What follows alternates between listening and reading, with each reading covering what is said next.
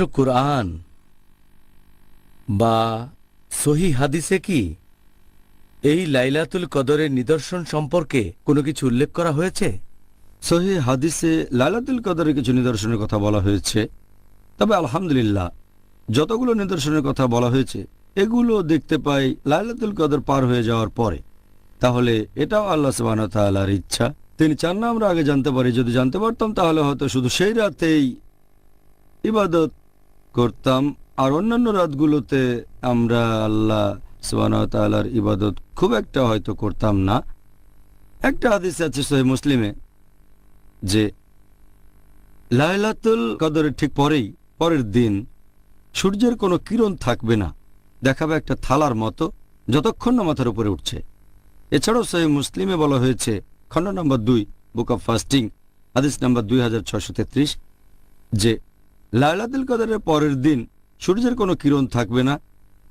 সহিহ মুসলিমে আরও একটা হাদিস আছে খণ্ড নম্বর 2 বুক অব ফাস্টিং হাদিস নম্বর 2635।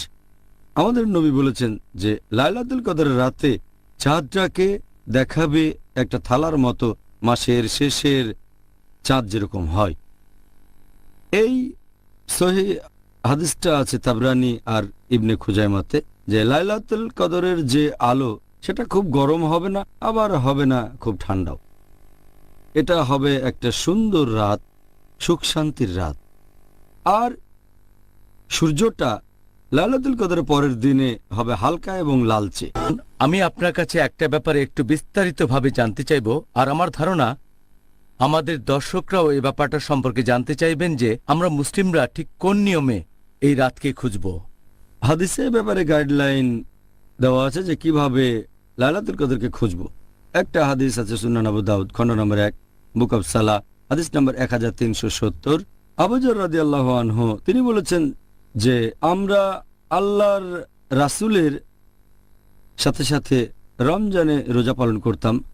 নবী আমাদের নামাজ পড়ার জন্য কখনো ঘুম থেকে ডেকে তুলতেন না, শুধুমাত্র রমজান মাসের শেষ 7টা রাতে, শেষ সময় রাতের প্রথম তৃতীয়াংশে নামাজ পড়তাম।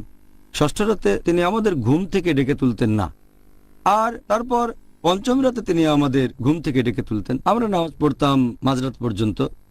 আর নবীর যখন যাওয়ার সময় হতো সাহাবেগণ বলতেন, আপনি আমাদের সাথে সারা রাত নামাজ পড়লেন না কেন?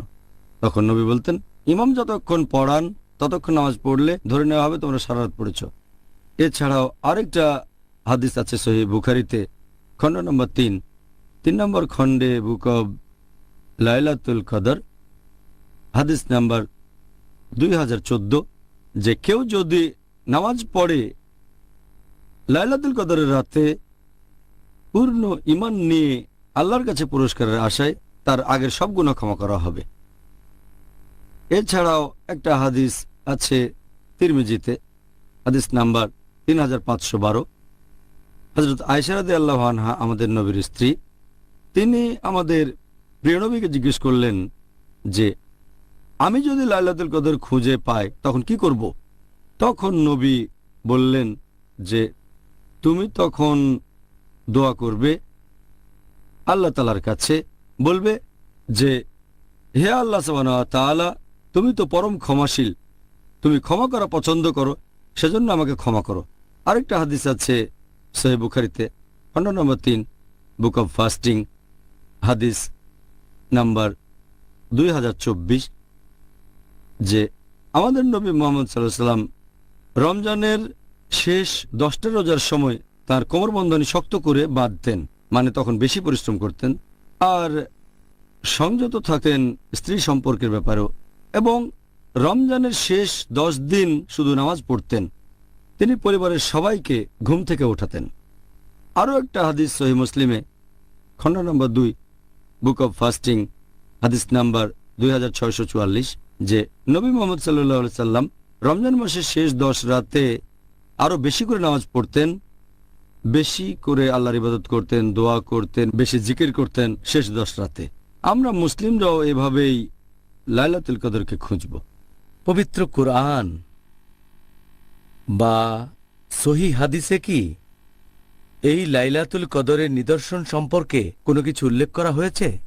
সহিহ হাদিসে লাইলাতুল কদরের কিছু নিদর্শনের কথা বলা হয়েছে, তবে আলহামদুলিল্লাহ যতগুলো নিদর্শনের কথা বলা হয়েছে এগুলো দেখতে পাই লাইলাতুল কদর পার হয়ে যাওয়ার পরে। তাহলে এটাও আল্লাহ সুবহানাহু ওয়া তাআলার ইচ্ছা, তিনি চান না আমরা আগে জানতে পারি। যদি জানতে পারতাম তাহলে হয়তো শুধু সেই রাতেই ইবাদত করতাম, আর অন্যান্য রাতগুলোতে আমরা আল্লাহ সুবহানাহু ওয়া তাআলার ইবাদত খুব একটা হয়তো করতাম না। একটা হাদিস আছে সহিহ মুসলিমে যে লাইলাতুল কদরের ঠিক পরের দিন সূর্যের কোনো কিরণ থাকবে না, দেখাবে একটা থালার মতো যতক্ষণ না মাথার উপরে উঠছে। এছাড়াও সহিহ মুসলিমে বলা হয়েছে খণ্ড নম্বর 2 বুক অব ফাস্টিং হাদিস নম্বর 2633 যে লাইলাতুল কদরের পরের দিন সূর্যের কোনো কিরণ থাকবে না। সহিহ মুসলিমে আরও একটা হাদিস আছে খণ্ড নম্বর 2 বুক অব ফাস্টিং হাদিস নম্বর 2635। আমাদের নবী বলেছেন যে লাইলাতুল কদরের রাতে চাঁদটাকে দেখাবে একটা থালার মতো, মাসের শেষের চাঁদ যেরকম হয়। এই সহিহ হাদিসটা আছে তাবরানী আর ইবনে খুজাইমাতে, যে লাইলাতুল কদরের যে আলো সেটা খুব গরম হবে না, আবার হবে না খুব ঠান্ডাও। এটা হবে একটা সুন্দর রাত, সুখ শান্তির রাত। আর সূর্যটা লাইলাতুল কদরের পরের দিনে হবে হালকা এবং লালচে। তাহলে লাইলাতুল কদরের নিদর্শন সম্পর্কে হাদিসে এটুকুই বলা হয়েছে, তবে এই নিদর্শনগুলো দেখা যাবে লাইলাতুল কদরের পরে, যাতে করে আমরা আগে লাইলাতুল কদরকে খুঁজি। এই রকমই আসলে হওয়া উচিত। এখন আপনি কি বলবেন যে আমাদের নবী মুহাম্মদ সাল্লাল্লাহু আলাইহি সাল্লাম তিনি এই পবিত্র রমজান মাসের শেষ 10 দিনে কি কি পালন করতেন? আমি আগেও বলেছি এই হাদিসটা আছে সহিহ বুখারীতে খণ্ড নম্বর 3 বুক অফ ইতিকাফ হাদিস নাম্বার 2024। নবী মুহাম্মদ সাল্লাল্লাহু আলাইহি সাল্লাম রমজানের শেষ 10 দিনে কোমরবন্ধ শক্ত করে বাঁধতেন, আর রমজানের শেষ 10 দিন শুধু নামাজ পড়তেন। নিজের পরিবারকে ঘুম থেকে তুলতেন, তাদেরকে জাগিয়ে রাখতেন, বেশি করে নামাজ পড়তেন। এই হাদিস থেকে আমরা জানতে পারি নবী প্রথমে যে কাজটা করতেন, কোমরবন্ধ টাইট করতেন, মানে বেশি পরিশ্রম করতেন।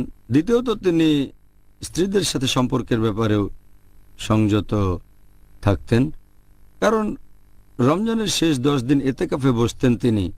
আর ইতিকাফের একটা নিয়ম হচ্ছে স্ত্রীর সাথে মেলামেশা করা যাবে না, পবিত্র কোরআন বলছে সূরা বাকারা অধ্যায় নম্বর 2 আয়াত নম্বর 187। এছাড়াও তিনি তখন নামাজ পড়তেন রাতের বেশিরভাগ সময় বা পুরো রাত ধরে। এটা করতেন রমজানের শেষ 10 রাতে। নবী রাতের বেলায় নামাজ পড়তেন, আল্লাহ সুবহানাহু ওয়া তাআলার ইবাদত করতেন শেষ 10 রাতে। এটা বলা হয় যে সারা রাত ধরে নামাজ পড়া উচিত না, এটা হলো যে বছরের প্রত্যেকটা দিন রাত। এটা বাদে রমজানের শেষ 10 দিনে রাতের বেশিরভাগ সময় নামাজ পড়তে পারেন, এমনকি সারা রাতও পড়তে পারেন, এটার অনুমতি আছে। এছাড়াও বলা হয়েছে যে তিনি তার পরিবারকে জাগাতেন, তিনি নিশ্চিত করতেন যে তার স্ত্রীগণও যেন ঘুম থেকে উঠে আল্লাহ সুবহানাহু ওয়া তাআলার ইবাদত করে, লাইলাতুল কদরকে খোঁজে। এই পয়েন্টটাও মাথায় রাখতে হবে।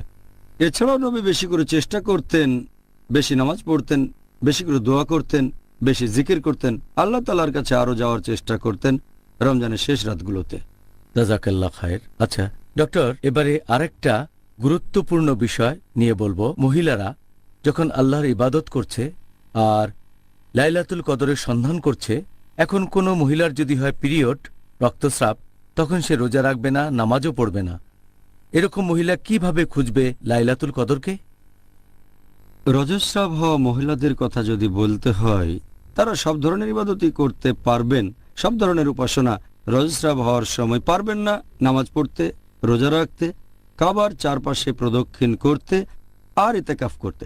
ইবাদতের এই 4টা কাজ বাদে রজস্রাব হওয়া মহিলা সব ধরনের ইবাদত করতে পারবে। মহিলারা রমজানের শেষ 10 দিনে যেটা করতে পারে যদি তখন রজস্রাব হয়, সেটা হচ্ছে সে অবশ্যই দোয়া করতে পারবে, প্রার্থনা করতে পারবে। আমাদের নবী বলেছেন, হাদিসটা আছে তিরমিজিতে 2370 নম্বর হাদিস, যে প্রার্থনা করা, দোয়া, এটা হচ্ছে শ্রেষ্ঠ ইবাদতগুলোর একটা। আর দোয়া একটা ইবাদত। আল্লাহর কাছে ক্ষমা প্রার্থনা করতে পারে, বলবে আস্তাগফিরুল্লাহ, আমি আল্লাহ তাআলার কাছে ক্ষমা চাচ্ছি। আর একটা হাদিসে হযরত আয়েশা রাদিয়াল্লাহু আনহা বলেছেন, এটার উল্লেখ আছে তিরমিজিতে হাদিস নাম্বার 3512, যে হযরত আয়েশা রাদিয়াল্লাহু আনহা নবী সাল্লাল্লাহু আলাইহি সাল্লামকে জিজ্ঞেস করলেন যে যদি তিনি জানেন আজকের রাতে লাইলাতুল কদর তাহলে তিনি কি করবেন।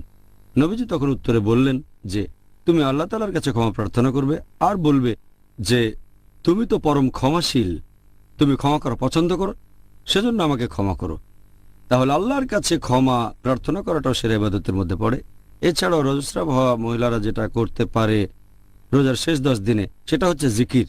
যেমন ধরেন সে এই সময় বলতে পারে সুবহানাল্লাহি ওয়ালহামদুলিল্লাহি ওয়া লা ইলাহা ইল্লাল্লাহু আল্লাহু আকবার, যার মানে সকল মহিমা আল্লাহর, সকল প্রশংসা আল্লাহর, আল্লাহ সুবহানাহু ওয়া তাআলা ব্যতীত আর কোনো উপাস্য নেই এবং আল্লাহ সর্বশক্তিমান। আরো পড়তে পারে সুবহানাল্লাহি বিহামদি, মানে সকল মহিমা আল্লাহর এবং সকল প্রশংসা আল্লাহর।